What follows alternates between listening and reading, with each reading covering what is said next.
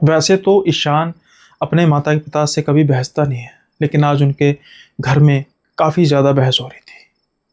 ईशान अपने माता पिता को काफ़ी देर से समझाने की कोशिश कर रहा था। वो कह रहा था कि अब भी कोई कसर बची है पिताजी, कई बातें तो आपने खुद बताई हैं। इसके बावजूद क्या कुछ नुकसान होना बाकी रह गया है, जो आप उन्हें यहाँ इस घर में बुलाने लगे हो? हमें सबसे हमदर्दी है, लेकिन उनसे नहीं। जो उन्होंने हमारे साथ किया, क्या उसके बावजूद आप अभी भी यही चाहते हैं कि वो हमारे घर आएं? ईशान के पिताजी कहते हैं कि बेटा, आज वो इस हालात में नहीं है कि वो हमारा कुछ नुकसान कर पाए, और जहां तक बात रही उनके कर्मों की, उनके कर्मों की सजा शायद उनको परमात्मा ने दे दी है। ईशान खुश तो नहीं था, लेकिन वो ऐसा बच्चा भी नहीं था जो अपने माँ बाप की बातों को ना माने। चाहे उसको अपने पिता की बात से इत्तेलाफ था, लेकिन फिर भी वो चाहते ना चाहते उस बात को मानना ही उसको पड़ना था। फिर आते हैं वो शख्स जिसको शायद ईशान देखना भी नहीं चाहता था, लेकिन अपने पिता के डिसीजन के आगे उनको झुकना पड़ता है। अब वो दो लोग इन्हीं के घर में रह रहे थे, लेकिन जैसे जैसे दिन बीतते जा रहे थे, ईशान शायद महसूस कर रहा था कि उनकी आंखों में भी पश्चाताप साफ तौर पर झलक रहा है। उनकी आंखों में शर्मिंदगी है कि इतना कुछ करने के बावजूद भी उनसे अगर कोई, शायद खास तौर पर ईशान सही बर्ताव तो नहीं कर रहा, लेकिन बुरा बर्ताव भी नहीं कर रहा। लेकिन ये दो लोग हैं कौन, और क्या किस्सा है ईशान का, ईशान के परिवार का? किस्सा शुरू होता है जब ईशान छोटे थे, मतलब बहुत छोटे तो नहीं कह सकते, 10-11 बरस उनकी उम्र थी। ईशान के पिता जॉइंट फैमिली में रहते थे, जहां पर ईशान के पिता माता, ईशान और उसकी छोटी बहन, वहीं दूसरी ओर जो ग्राउंड फ्लोर था, यानी कि ये फर्स्ट फ्लोर पर रहते थे, और ग्राउंड फ्लोर जो था वहां पर रहते थे ईशान के चाचा जी, चाची जी और उनका एक बेटा। काफी हंसता खेलता परिवार इनका। जो बिजनेस तो अलग अलग था, लेकिन परिवार एक था। जहाँ ईशान के जो फैक्ट्री थी, ईशान के पिता की काफ़ी अच्छी फैक्ट्री थी, धागा वगैरह की, नेट वगैरह की फैक्ट्री थी। वहीं दूसरी ओर जो ईशान के चाचा जी थे, काम तो उनका भी अच्छा था, लेकिन उनकी हरकतें अच्छी नहीं थी।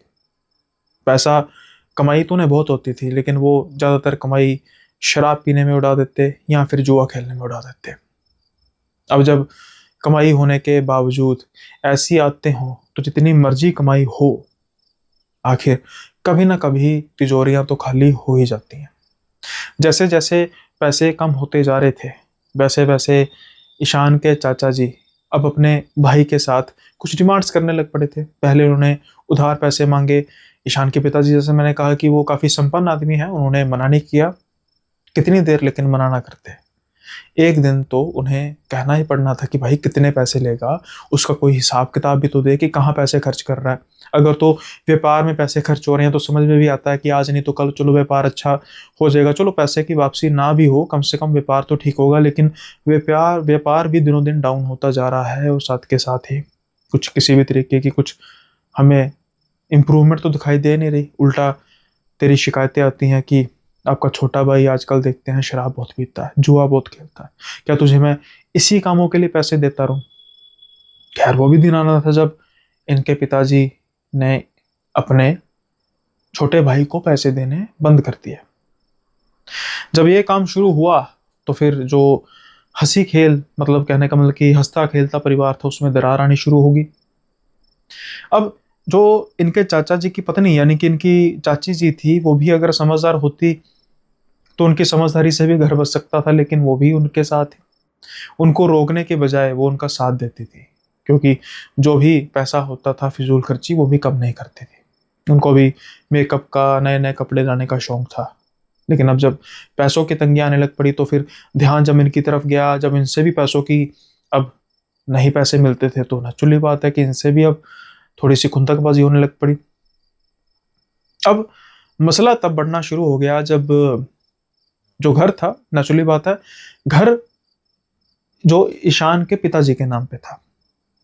जो इनके माता पिता थे, यानी कि ईशान के दादा दादी थे, उन्होंने जाने से पहले जो ईशान के चाचा जी हैं उनके उनके आगे शर्त रखी थी कि भाई बताओ, घर चाहिए या फिर उसके एवज में, अगर तुम्हें घर नहीं चाहिए तो जो पैसा है वो आधा दे देगा तुम्हें, यानी कि ईशान के पिताजी दे देंगे पैसा, और बाकी तुम जानो, तुम्हारा काम जाने। और इस एवज में ईशान के पिताजी ने खुद ही कहा था कि ठीक है, अगर घर मेरे नाम होता भी है तो जो जहाँ पे तुम रह रहे हो वहाँ पे रहते रहो जब तक तुम चाहो, जब तुम अपना घर बना लोगे कोई दिक्कत नहीं, लेकिन हमें इस चीज़ से कोई प्रॉब्लम नहीं है, तुम्हारा ही घर है।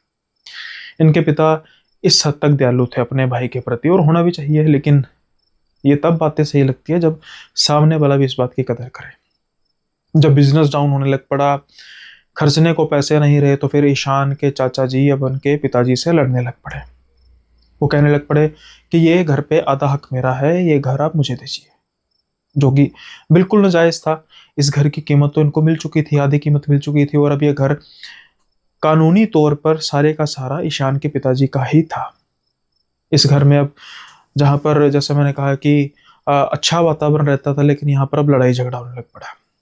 कुछ ही समय बाद इन दोनों का आपस में बोलचाल बंद हो गया, इनके परिवारों का आपस में बोलचाल बंद हो गया। लेकिन शायद बोलचाल तो बंद हो गया, शुरू हुआ कुछ ऐसा जिसके बारे में शायद ना ईशान ना उसके परिवार में से किसी ने भी सोचा तक होगा कि उसके चाचा चाची इस कदर गिर सकते हैं। क्या होता है? किस्सा शुरू होता है यहाँ से एक ऐसे खौफनाक काले जादू का, जो जानलेवा था, जो इतना खतरनाक था कि कोई भी उसकी जद से बच नहीं सकता था।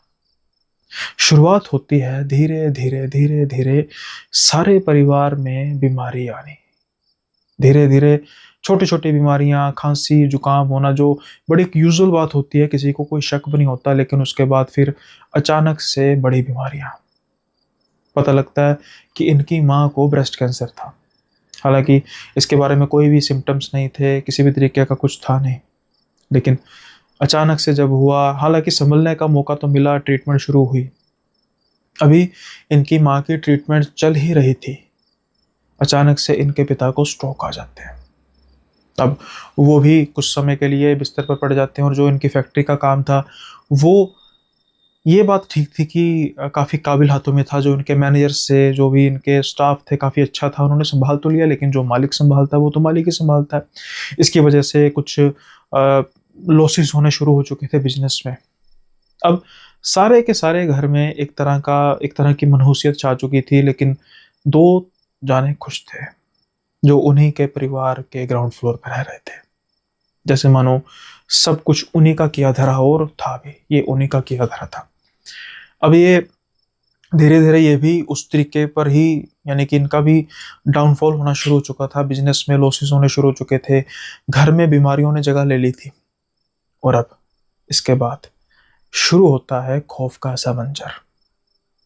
एक रात ये सभी सो रहे थे, जो माँ की ट्रीटमेंट चल रही थी, कुछ सुधार था, पिताजी भी अभी रिकवर कर रहे थे। इनको एक ऐसा साउंड सुनाई देता है कि उनको ऐसे धुन सुनाई देती है, जो धुन नहीं कह सकते, बड़ी डरावनी सी धुन थी।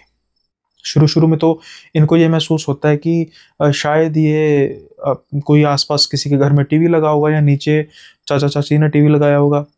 लेकिन जब ये गौर से सुनते हैं तो ये ऐसा महसूस हो रहा था कि शायद कोई कोई साज बजा रहा है, और बड़ी अजीब सी, मतलब बड़ी मनहूसियत सी वाली धुन थी। अब जैसे जैसे वो धुन बज रही थी, वैसे वैसे इन सबका तकरीबन तकरीबन दिमाग खराब हो रहा था।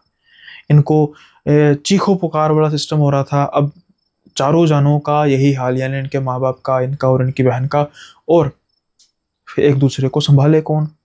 और जिससे संभालने की तवज्जो की जा सकती थी, वो शायद खुद ही ये सब कुछ कर रहे थे। अब ये जो चीज़ थी वो तकरीबन रोज रात को होने लग पड़ी।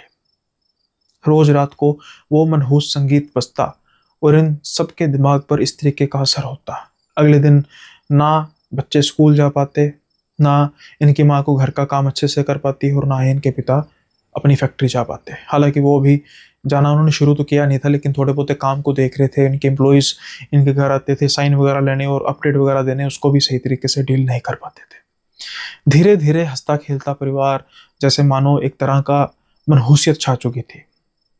अब समय बीतता जा रहा था, इसके बावजूद भी कभी भी इन्होंने दूर दूर तक सोचा नहीं था कि कभी कुछ ऐसा इनके भाई या इनकी जो भाई की पत्नी, मतलब भाभी नहीं कह सकते क्योंकि छोटे थे, ऐसा कुछ कर सकती है। बहू कह सकते हैं, बहू कर सकती है।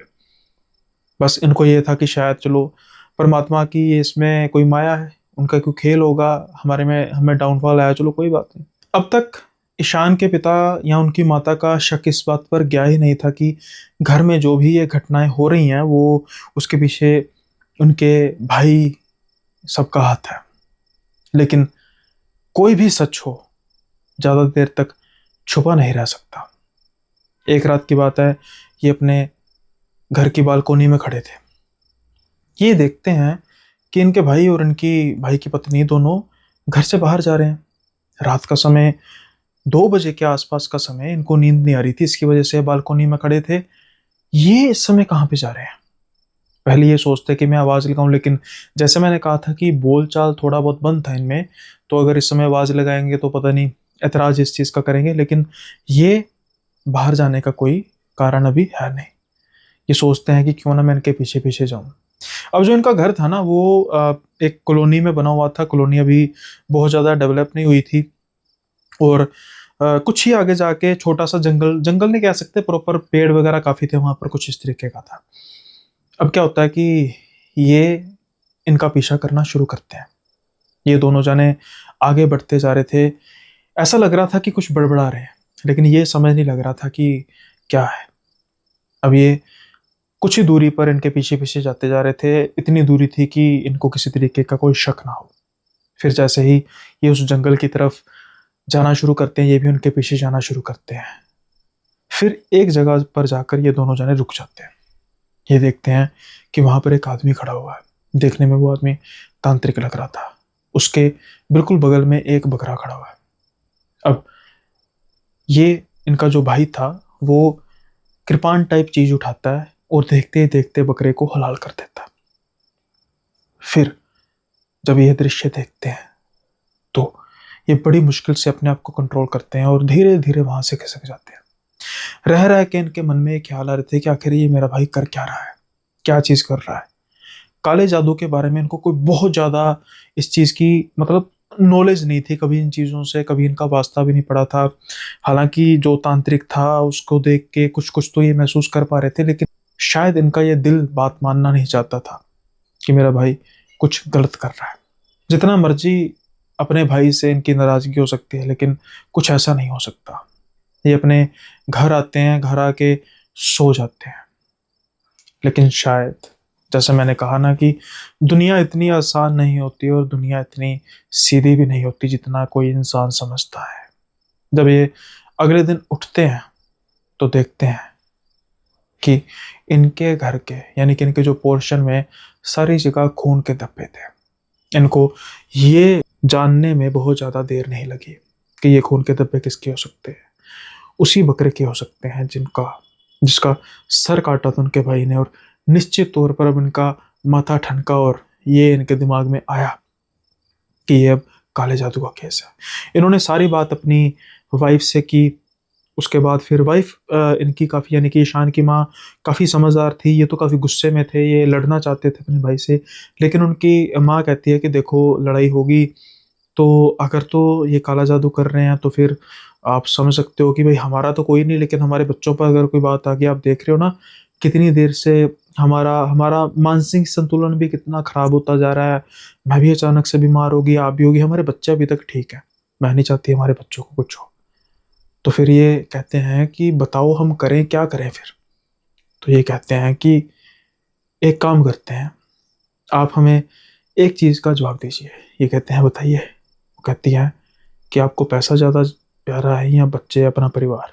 तो ये कहते हैं कि इसमें कुछ कहने की बात है, हमें अपना परिवार ज़्यादा प्यारा है। तो फिर कहते हैं कि जाने दो उस घर को, छोड़ दो उस घर को। ये कहते हैं कि मुझे समझ नहीं आई तुम कहना क्या चाहती हो। कहते हैं कि हम रेंट पे जाते हैं, हमारे पास नुकसान होने के बावजूद भी इतने पैसे बचे हैं कि हम एक अच्छा सा घर बनाएंगे, तब तक हम रेंट पे रहते हैं। इस घर को हम अभी छोड़ते हैं। मतलब मैं ये नहीं कह रही कि अपने भाई के नाम कर दो, बस जो इन्हें कब्जा करना करने दो, कोई बात नहीं, समझेंगे कि माता पिता सारे का सारा घर इनके नाम करके हम एक नई शुरुआत करेंगे। काला जादू आपको भी पता है, घर ले लेता है। मैं नहीं चाहती कि मेरे बच्चों पर कोई बात आए।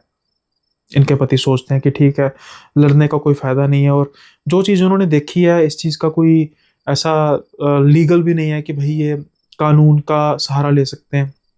जो इन्होंने देखा था बस उसी के बेसिस पर ये लड़ सकते थे, और लड़ने में इनका ही नुकसान था, क्योंकि ये तो किसी का गलत कर नहीं रहे थे, और जो गलत कर रहे थे वो किस हद तक जा सकते हैं ये तो इनको समझ आ ही रहा था। खैर, ये प्रोग्राम बनाते हैं, किसी अपने जान पहचान वाले से बात करते हैं, उसको कहते हैं भाई हमें एक अच्छा सा घर ढूंढ के दो, हम कुछ 6 महीने साल रेंट पर रहेंगे, फिर हम अपना घर बना लेंगे तब तक, और उसके बाद फिर हम अपने घर में शिफ्ट हो जाएंगे। इनसे इन्होंने कोई बात नहीं की, और जब सामान उठाने का दिन आया तो तब, यानी कि सामान उठाते हुए इनको देख के पता लगा इनके छोटे भाई और उनकी वाइफ को कि ये जा रहे हैं। ये पूछते क्या हुआ, कहाँ जा रहे हो? ये कह रहे हैं बस हम यहाँ पर कुछ ठीक महसूस नहीं कर रहे। कोई इन्होंने बात नहीं की कि हमें तुम्हारा पता लग गया, बस हमारी तबीयत खराब रहने लग पड़ी, हमें लगा कि हम घर छोड़ देते हैं। अब अंदर से तो वो काफ़ी खुश थे, लेकिन शायद बाहर का जो नाटक, अरे नहीं नहीं ऐसा, हम भी तो यहाँ पे रह रहे हैं, हमें तो कोई नहीं हो रहा। अब दिल तो कर रहा था इनके पिताजी का कि मुंह पर मारे, लेकिन फिर भी किसी तरीके से अपने आप को काबू में करते कहते हैं कि ठीक है, मुझे तो बहुत खुशी है कि तुम बहुत अच्छे से रह रहे हो भाई, और तुम रहो यहाँ पर अच्छे से, लेकिन हमारी कुछ यहाँ पर स्थिति ठीक नहीं है, तो इसलिए हम यहाँ से जाना ही बेहतर समझ रहे हैं। अब ये उस घर को छोड़ देते हैं, रेंट के मकान पे रहने लग पड़ते हैं। इन बिटवीन ये अपना नया घर भी बनाना शुरू कर देते हैं। अब तकरीबन तकरीबन 1.5 साल निकल जाता है। 1.5 साल में जो इनकी नुकसान हो रहा था फैक्ट्री में, इनकी जो मदर को ब्रेस्ट कैंसर था वो भी ठीक हो चुका था। अब किसी तरीके का वो संगीत जो बड़ा ही खौफनाक संगीत था, इनके दिमाग जो ख़राब करता था वो भी नहीं था, और साथ के साथ ही कोई खून की छींटें नहीं, कोई अनयूजुअल चीज़ नहीं, और इनके जो पिता की रिकवरी इतनी जल्दी हो चुकी थी स्ट्रोक से कि जैसे कुछ हुआ ही ना हो। अब इनको तो इस चीज़ का निश्चय हो चुका था कि भाई सब कुछ किया धरा इनके भाई का ही है। खैर, अब ये सोचते हैं कि भाई चलो, जो जो हो गया सो होना था सो हो गया, अब उसके बारे में हम ज़्यादा कोई बात नहीं करेंगे, और हम अब बस ख़त्म करते हैं इस चीज़ को। घर बनता है, बहुत बढ़िया घर बनता है। अब ये एक चीज़ डिसाइड करते हैं कि हम इसको बुलाएंगे नहीं। इनके माता पिता ये डिसाइड करते हैं कि भाई ख़त्म, हम इनको नहीं बुलाएंगे, मतलब समझेंगे कि हमारा रिश्ता इनसे ख़त्म हो गया। 1.5 साल में एक बार भी इनकी फ़ोन पर बात नहीं हुई, आमना सामना नहीं हुआ, उस घर का क्या इन्होंने किया, कैसे किया, कुछ नहीं पता। अब जो बाकी रिश्तेदार थे उनको भी थोड़ा बहुत पता था कि इनका आपस में बोलचाल नहीं है, तो किसी को क्या एहसास था नहीं। अब गृह प्रवेश जब होता है तो क्या होता है कि गृह प्रवेश में ये सबको बुलाते हैं सिवाय उनको, लेकिन इनके होश उड़े के उड़े रह जाते हैं जब ये सामने से उन दोनों को और उनके बच्चे को साथ में आता हुआ देखते हैं। अब माहौल ऐसा था कि कोई सामने सीधी लड़ाई भी नहीं हुई थी कि अगर ये आ रहे हैं और कहें कि भाई तुम्हारी हिम्मत कैसे हुई आने की, हमने तुम्हें बुलाया भी नहीं था, तुम कैसे आ गए।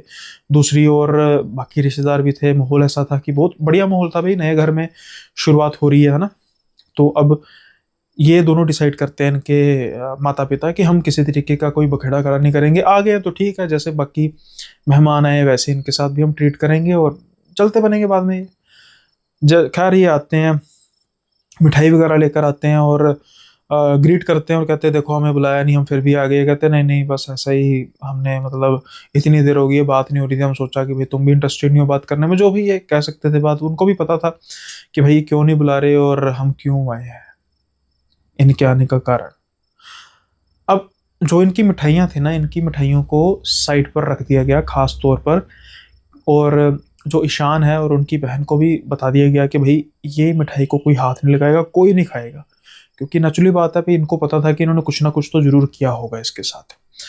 अब सारा समारोह होता है तो अनमने से, मतलब अनचाहे मन से कह सकते हैं कि जो इनकी माँ है अपनी जो इनकी चाचा जी की वाइफ थी, चाची जी को घर वगैरह सारा दिखाती हैं, और शाम का समय होता है और शाम के समय में ये फिर कह देते हैं कि भाई चलो बहुत बढ़िया, हमें बहुत खुशी हुई है आपका मकान देखकर, अब हम चलते हैं।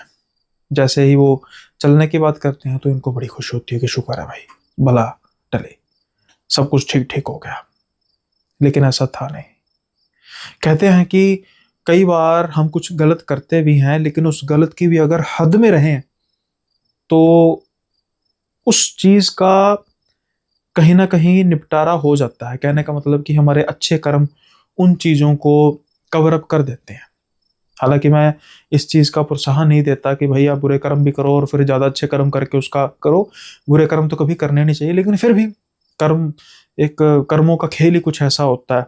लेकिन जब आप एक तरह से जीत भी गए हो, यानी कि घर तो एक तरह से उनका हो ही गया था, उसके बावजूद भी आपका मन ना भरे किसी का नुकसान करने में, किसी को खराब करने में, तो फिर एक कहावत है पंजाबी की, अत खुदा दा वैर, यानी कि कोई चीज की हद हो जाए ना तब तो फिर परमात्मा के साथ उसकी दुश्मनी हो जाती है। फिर परमात्मा कहता नहीं, क्योंकि अहंकार और हद परमात्मा को बेहद उनसे नफरत है। शायद इन्होंने यही किया। अब जिस दिन सारा ये गृह प्रवेश हुआ, अगले दिन से ही फिर वही हरकतें होनी शुरू होगी। फिर वो अजीब से तरीके का एक जो धुन थी वो बजनी शुरू होगी। फिर वो सब कुछ शुरू हो गया जो उनके साथ पहले घर में होता था। अचानक से खबर आती है फैक्ट्री से कि फैक्ट्री में आग लग गई। ये तो गनीमत थी कि बहुत ज़्यादा नुकसान नहीं हुआ, नुकसान होते होते बचा। यानी कि नुकसान तो होना था जहाँ पर आग लगी होगी थोड़ा बहुत, लेकिन जिस हिसाब से आग लगी थी उस हिसाब से नुकसान नहीं हुआ, बचाव हो गया। दूसरी ओर अभी घर में आए को कुछ ही दिन हुए थे और फिर से वही, जैसे मैंने कहा, एक अजीब से तरीके की धुन, साथ में अब कुछ आवाजें वगैरह भी आने लग पड़ी। ये तो बहुत परेशान हो गए। अब हार के इन्होंने उन पंडित जी को बुलाया जिन्होंने गृह प्रवेश कराया था, और उनको उनके साथ इन बिटवीन जब ये जहाँ पर रह रहे थे ना, तब से उनकी जान पहचान हुई थी और बड़ी अच्छी इनकी वाकफियत हो गई थी। बीच बीच में उन्होंने बात भी छेड़ी थी कि भाई हम वो घर इसलिए छोड़ कर आए, हमें शक था। और वो पंडित जी कहते हैं कि हाँ ये सब कुछ होता है, चलो अच्छी बात है, आपने समझदारी का मुजाहरा किया और कोई आपने कुछ ज़्यादा मतलब किया नहीं। अब ये ना हार के उन पंडित जी को बुलाते हैं और वो पंडित जी अब घर सारा देखना शुरू करते हैं और कहते हैं कि वो काम कर गए। ये कहते हैं आपको कैसे पता? कहता हूँ कि वो काम कर गए हैं और आपके घर में सेम वही चीज छोड़ कर गए हैं जो इन्होंने आपके उस फ्लोर में छोड़ी थी। तो ये कहते डर जाते हैं कि भाई अब हम बताओ पंडित जी क्या करें। कहते कुछ नहीं है, बहुत ज़्यादा डरने की चीज़ नहीं है, क्योंकि जो भी इन्होंने चीज़ वो मतलब काले जादू से छोड़ी है ना, वो किसी छोटी सी गठरी में है। अगर वो गठरी मिलके उसको जलाना है बस, जैसे ही उसको जलाएंगे उसके बाद फिर जो भी ये चीज़ है वो आपके लिए असरदार नहीं होगी। अब ये कहते हैं कि अब वो गठरी को कैसे ढूंढे। पंडित जी फिर ध्यान लगाना शुरू करते हैं। हाँ उस चीज़ का ये भी था, वो कहते हैं कि जो भी इन्होंने गठरी मतलब यहाँ पर छोड़ी है ना, उसकी जो मियाद है वो 40 दिन की है। 40 दिन के बाद उसका असर खत्म हो जाएगा। ये खुश हो जाते हैं कि चलो ठीक है भाई, 40 दिन तो जैसे तैसे करके सह लेंगे, तो उसके बाद उसका असर खत्म हो जाएगा। पंडित जी हंस के कहते हैं नहीं बेटा, 40 दिन छोड़ो, 40 मिनट भी वो गठरी इस घर में नहीं रहनी चाहिए। कहते हैं मतलब हम समझे नहीं। कहते हैं कि 40 दिन के बाद उसका असर खत्म होगा और उसके बाद मौत का खेल शुरू होगा। जो भी चीज़ यहाँ पर छोड़ी गई है वो फिर मौत का खेल शुरू करेगी और शुरुआत होगी बच्चों से। जब ये चीज़ कहते हैं तो डर जाते हैं। पंडित जी ध्यान लगाते हैं।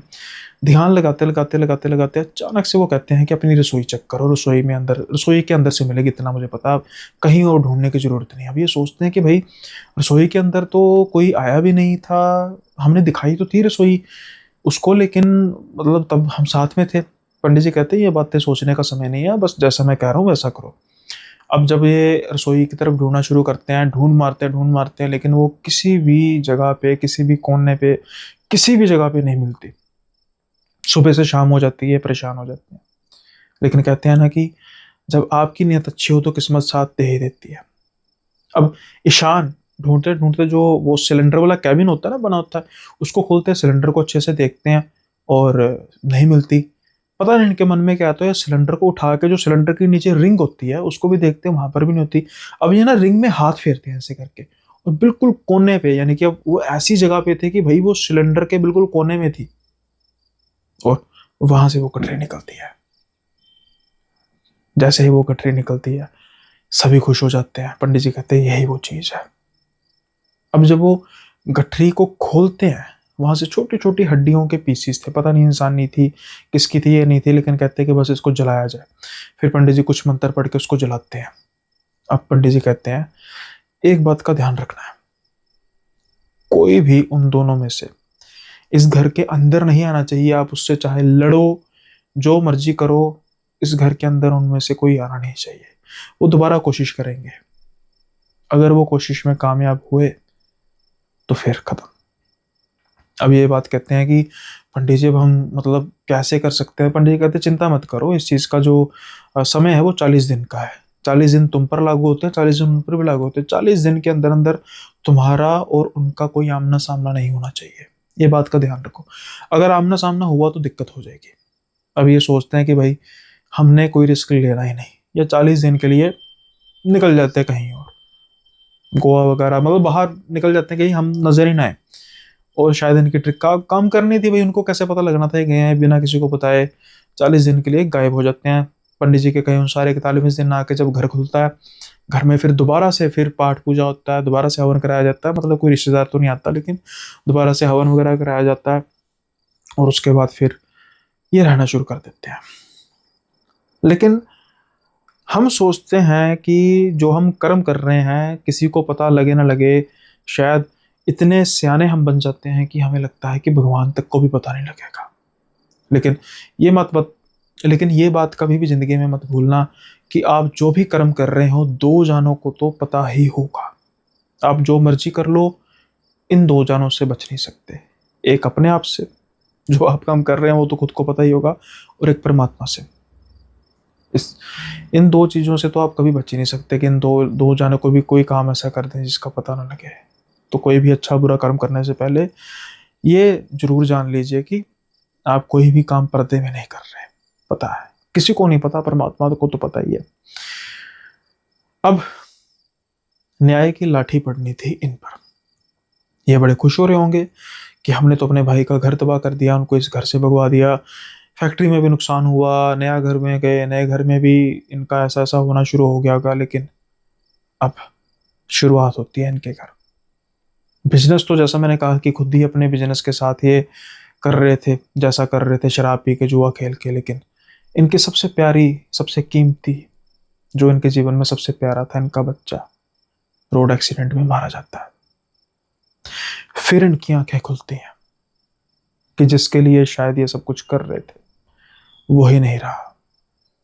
अब जब इतना बड़ा हादसा हो जाता है तो जो ईशान और इनके पिताजी है वो तो भाई अब पत्थर दिल तो थे नहीं, बहुत दुख उनको भी होता, भी उनका भतीजा था, बड़ा दुख उनको लगता है। वो फिर जाके अफसोस भी, चलो नेचुरली बात है, सारा जितना साथ हो सकता देते हैं।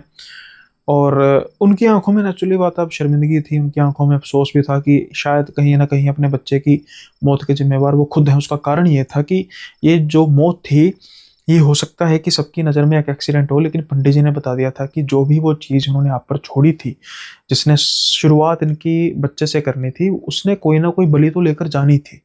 आपका बच्चा नहीं तो उनका बच्चा, और वो लेके चले गए। ये बात तो उनको भी पता लगी होगी, जो तांत्रिक ने पहले भी कहा होगा कभी अगर सक्सेसफुल नहीं होता तो। फिर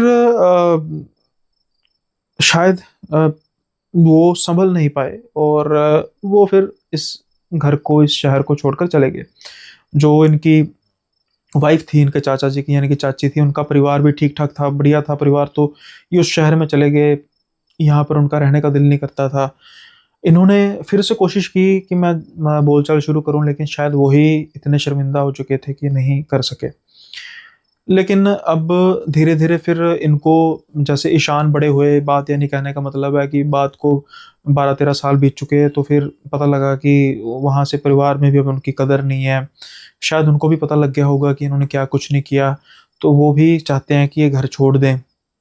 और जब इनके तक खबर पहुंचती है, इनके पिता तक खबर पहुंचती है, तो ये फिर थोड़ा सा इनको होता है कि मेरे भाई की इतनी दुर्दशा हुई है। तो फिर ये कह देते हैं कि भाई मतलब जो इसने किया ठीक है, अब उसको पछतावा है।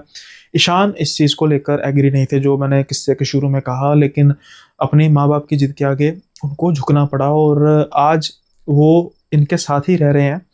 लेकिन शर्मिंदगी उनकी आंखों से नजर आती है, और ईशान का भी धीरे धीरे मन पिघल चुका है, और वो भी ठीक ठाक तरीके से बुलाता है। ऐसा नहीं है कि उनसे बोलता नहीं है या मतलब करता नहीं है, फिर भी अपना खून ही तो है। आखिर खून की, जैसे कहते हैं ना, खून की जो तड़फ होती है वो जरूर होती है। ये मैंने पर्सनली फील किया हुआ है। तो भाई मैं हमेशा एक चीज़ कहता हूँ कि जब हम काम शुरू करने लगे ना, तो हमेशा उस काम का आउटपुट ज़रूर देख लें, मतलब कि अंत में क्या-क्या हो सकता है। अगर हम इस चीज़ के बारे में सोच लेंगे ना, तो कई ऐसे हमारे बुरे काम होंगे जो हमने करने से पहले ही ख़त्म कर देने हैं। उसके बारे में सोच कोई भी काम, बुरा काम सोचना गुनाह नहीं है, उसको करना गुनाह होता है, ये बात आप हमेशा ध्यान रखना। तो अगर आपने कुछ सोच लिया, उसको सोच के आप गुनहगार अपने आप को महसूस कर रहे हैं, तो ये आप बेवकूफ़ हैं। हाँ, अगर आप उसको कर रहे हैं, तो फिर आप बहुत बड़ा गुनाह कर रहे हैं। आपने सोचा, उसके बाद अगर आपने नहीं किया, तो इसका मतलब ये भी तो है ना कि आपने सोचा, लेकिन सोचने के बाद आपने ये महसूस किया कि नहीं, ये गलत है। वही परमात्मा की आवाज़ है। वही परमात्मा है जो आपको कहता है कि नहीं बेटा, ऐसा नहीं करना। तो समझ लीजिए परमात्मा आपके साथ है। लेकिन अगर आपने सोचने के बाद कर भी दिया, तो समझ लीजिए कि परमात्मा आपसे बहुत दूर है। आपके पास शैतान है जो आपसे ये काम करवा रहे हैं और आप उसके कठपुतली बन रहे हैं। शैतान साथ छोड़ देता है, भगवान साथ कभी नहीं छोड़ता। जब भी कभी विपदा आती है, वो आपको अपनी गोदी में उठा लेते हैं। शैतान से ये तवज्जो ज़िंदगी में कभी मत रखना। उम्मीद करता हूँ ये किस्सा आपको पसंद आया होगा। पसंद आने के साथ-साथ आपको कुछ सीखने को भी मिला होगा। मुझे भी बहुत कुछ सीखने को मिला इस किस्से से। और पसंद आया तो भाई लाइक, शेयर, सब्सक्राइब करना तो बनता ही है। साथ के साथ ही हाइप ज़रूर कर दीजिएगा और कमेंट में अपने फीडबैक ज़रूर लिखिएगा कि ईशान जो है उसको क्या करना चाहिए? मतलब वो उसको अभी भी नाराज़गी ऐसी ही रखनी चाहिए, या फिर अब जो बीत चुका उसके बारे में सोच के कि ठीक है, बीत गया, अब नई ज़िंदगी की शुरुआत की जाए। जो हमारे घर में मेहमान आए हैं, उनके साथ अच्छे से सलूक किया जाए। आप कमेंट्स में ज़रूर बताइएगा। यह था आज का पहला किस्सा। अब हम बढ़ते हैं अगले किस्से की ओर। कई बार किस्मत ऐसे रास्ते भी दिखा देती है जिसके बारे में हमने कभी सोचा तक नहीं होता, और अगर वो रास्ते खौफनाक हों तो फिर बात ही क्या है। यही होता है इन 5 भाई-बहनों के साथ, जो जाना तो कहीं और चाहते हैं, लेकिन इनको किस्मत ऐसी जगह पहुँचा देती है, जिसके बाद फिर इनका जो हाल होता है, वो ये किस्से में आपको सुनने को मिलेगा। किस्सा है 5 भाई-बहनों का, जैसे मैंने कहा। ये पाँचों भाई-बहन बेसिकली रहते तो यूपी में हैं, यूपी में, और इनका ना बेसिकली एक फ्रेंड है, जिसकी कोई पिता की अच्छी जान-पहचान है। तो इनका उत्तराखंड के एक बड़ा अच्छी लोकेशन है, हिल स्टेशन है। मैं अब उसका क्या नाम लूँगा भाई, कहीं पुलिस उठा के ना ले जाए। तो वहाँ पे इनका जाने का प्रोग्राम बना, और इनका जो फ्रेंड था ना, उसके पॉलिटिकल लिंक्स भी थे अच्छे उत्तराखंड में। और वैसे इनकी फ्रेंड के साथ बात हो रही थी कि भई हम ऐसे-ऐसे घूमने जा रहे हैं और उस लोकेशन में कोई अच्छा-सा होटल आप बता दीजिए। तो वो फ्रेंड कहता है, "भई होटल की क्या बात कर रहे हो? वहाँ पे डाक बंगले में रहो।" तो कहते हैं, "डाक बंगला?" कहते हैं, "हाँ भई, डाक बंगला है और उसकी लोकेशन इतनी अच्छी है, कोई हिसाब नहीं।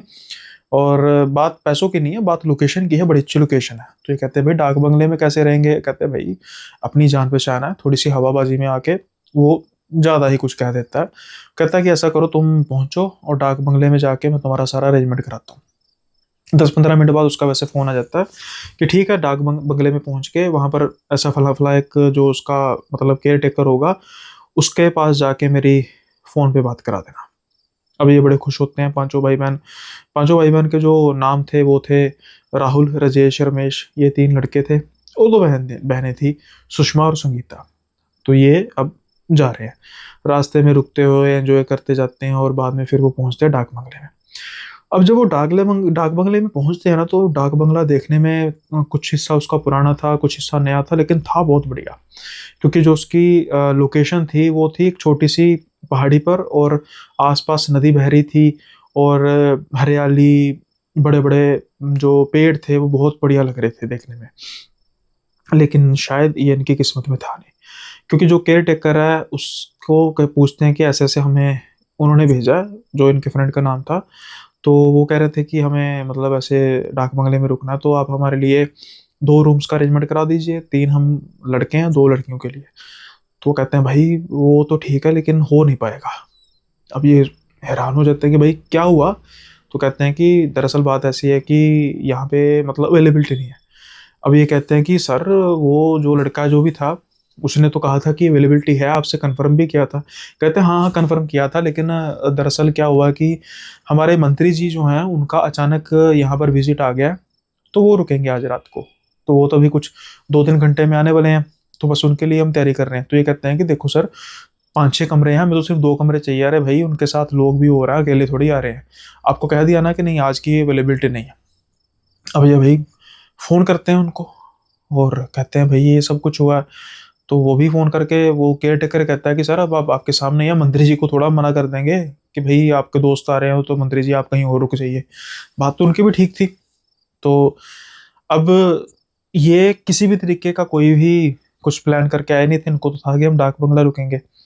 तो वो जो लड़का होता है ना वो कहता है कि काम करो भाई तुम, अब मेरी इज्जत की बात है, कोई आसपास कोई अच्छा होटल या कुछ आसपास है इनको रुकवा दो और इनसे पैसे नहीं लेने, पैसे तुम्हें मैं सेंड कर देता हूँ, इनसे मत कहना, इनको कहोगे मैं तुम्हें किसी और जगह पे रुकवा देता हूँ। ये कहते ठीक है। अब इनकी बात होती है राहुल की, तो राहुल कहता हाँ भाई अब क्या करेगा, तो कोई बात नहीं है तुम्हें कहीं और जगह पे रुकवा देगा, चिंता मत करो। अब ना जो ये केयर टेकर है वो कहता है कि आप वहाँ पर बेंचेस वगैरह लगे हुए थे, काफ़ी सुंदर सीनरी बनी हुई थी, तो ये उनको वहाँ पर बैठने के लिए कह देता है कि आप बैठो, मैं ना थोड़ा सा आपके लिए अरेंजमेंट करके आता हूँ, चिंता मत करो, मुझे भैया ने कह दिया तो मैं आपका अरेंजमेंट कर लेता हूँ। खैर इनको कहते हैं चलो ठीक है भाई हमने तो रुकना ही है। अब ये वेट कर रहे हैं, कुछ 15 मिनट के आसपास वो बाद वो आता है। वो कहता है कि सर एक ना फार्म हाउस है यहाँ पर ऊंचाई पर जाकर ना कुछ 3 किलोमीटर दूर है, तो वो आप वहाँ पे रुक जाइए। और आपने कितने दिन रुकना है? ये कहता है कि हम तो 3 दिन के रुकने का प्रोग्राम बना कर आए हैं। कहता है कोई बात नहीं, 3 दिन रुकने की जरूरत नहीं, मंत्री जी आज रात को यहाँ पे रुकेंगे, उसके बाद उन्होंने कल सुबह चले जाना है। आप ऐसा कीजिए अगर आपने मतलब कोई ज़रूरत का सामान नहीं भी है तो यहाँ पे आप छोड़ दीजिए, मैं स्टोर में रख देता हूँ, और उस फार्म हाउस में चले जाइए। आज की रात की बात है, कल आप यहाँ पे आ जाइए, बाकी फिर हम सेवा करेंगे आपकी। कहता चलो ठीक है भाई।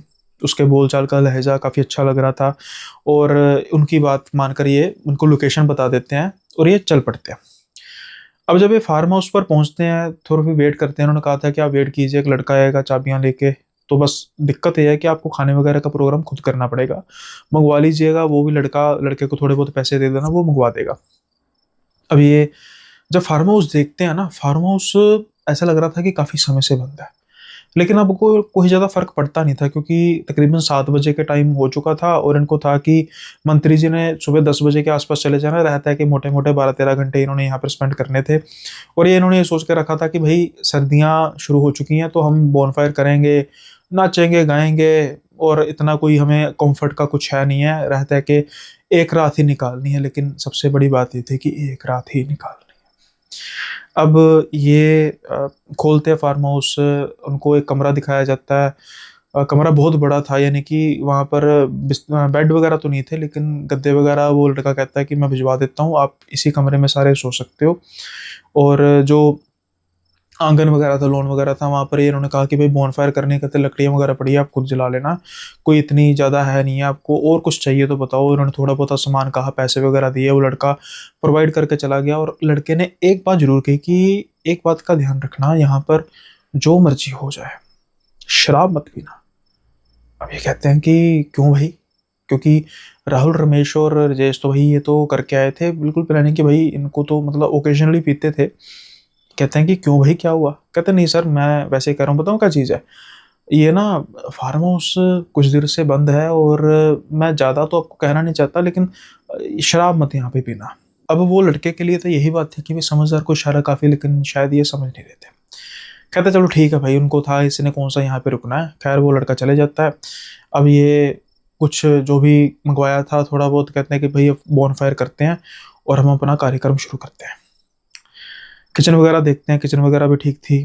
तो जो संगीता और सुषमा है ये थोड़ा सा किचन का संभाल लेते हैं कि हम मतलब तैयारी वगैरह करती हैं। अब ये बोनफायर लगाकर खाना पीना शुरू करते हैं। कुछ समय बाद क्या होता है, जो राहुल है वो बैग में से बोतल निकाल लेता है। अब संगीता कहती है अरे पागल है क्या, उस लड़के ने कहा ना कि कुछ यहाँ पे शराब नहीं पीनी। तो कह रहा है भाई वो लड़का कौन सा सीएम है यहाँ का जो हमें हुक्म दे के चला गया तो हम मान लेंगे, वो है यहाँ पे कोई, बता, आराम से पीते हैं हम तो भाई, इसीलिए तो हम तीनों जने आए थे, और किस काम के लिए आए भाई, आराम से हम पियेंगे, थोड़ी थोड़ी, ज़्यादा नहीं पियेंगे, थोड़ी थोड़ी पियेंगे। अब माहौल ऐसा था कि भाई कोई ऐसा कोई यहाँ पर प्रिंसिपल वाला सीन तो नहीं था ना कि टोकेंगे रोकेंगे, है ना। तो वो भी कोई ज़्यादा नहीं कहते, चलो ठीक है भाई तुम अपना जो एंजॉय करना करो। अब क्या होता है कि ये शराब पीना शुरू कर देते हैं धीरे धीरे, लेकिन उस लड़के ने अगर मना किया होगा तो किसी कारण से किया होगा, ऐसा तो नहीं है ना कि बेकारण किसी चीज़ के लिए मना कर दिया। शायद अब इनका इसका जो खामियाजा था इनको भुगतना पड़ना था। होता क्या है कि इनको पांचों को बहुत तेज अंदर से रोने की आवाज आती है, जैसे कोई चीखे मारकर रो रहा है। इनकी रूह तक कांप जाती है कि भाई ये क्या चीज है, अंदर कौन है। हमारे हिसाब से तो हम ही बस 5 जने। ये जल्दी से भागे भागे अंदर जाते हैं, लेकिन सारे के सारे कमरे छान मारने के बावजूद कोई भी नहीं था। इनको लगता है क्योंकि आसपास तो नहीं है कोई, जंगल में तो नहीं है कोई, पता नहीं कोई नहीं। भाई ये तो डर चुके थे। हालांकि राहुल तीनों यानी लड़के थे, ये थोड़ा सा मूड को यानी कि जो माहौल हो चुका था उसको रिलैक्स करने की कोशिश करते हैं कि भाई ऐसे ही होगा, कोई आसपास किसी ने कोई हमारी तरह हल्ला गुल्ला कर रहा होगा, चीख मारे। कहती जो सुषमा थी, कहती नहीं ऐसा नहीं हो सकता। जितनी दर्दनाक वो चीख थी ना, वो बहुत खतरनाक थी। भाई मुझे तो डर लग रहा है, मैं तो कहती हूँ यहाँ से निकलो, कोई होटल वगैरह लेते हैं, मुझे बहुत डर लग रहा है। वो तीनों जाने थे, खास तौर पे संगीता भी कह रही थी सुषमा तू ज्यादा डर रही है, ऐसा कुछ नहीं है, लेकिन सुषमा मानने के लिए तैयार नहीं थी। वो सच में बहुत डर चुकी थी। अब डर का खेल शुरू हो चुका था, और जो डरता है वो ही मरता है। अब ये फिर से बोनफायर के पास बैठते हैं। ये अब ड्रिंक नहीं कर रहे थे, इनको थोड़ा सा डर लग रहा था। जैसे मानो ये बोनफायर से थोड़ी सी दूर बैठकर बातें कर रहे थे तीनों जने आपस में, ये दोनों बहनें अपने हिसाब से। अब ये पांचों जाने आसपास बैठे थे, और इनका यही प्रोग्राम था कि भाई अब ये अंदर नहीं जाएंगे, यहाँ पर ही बैठे रहेंगे, बोनफायर में बैठे रहेंगे।